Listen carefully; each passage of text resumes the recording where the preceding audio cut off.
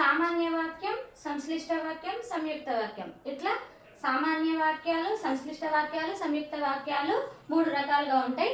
అందులో మొదటిది సామాన్య వాక్యాలు. ఒకే వాక్యంలో ఒకే సమాపక క్రియ ఉంటే అలాంటి వాక్యాన్ని సామాన్య వాక్యం అంటారు.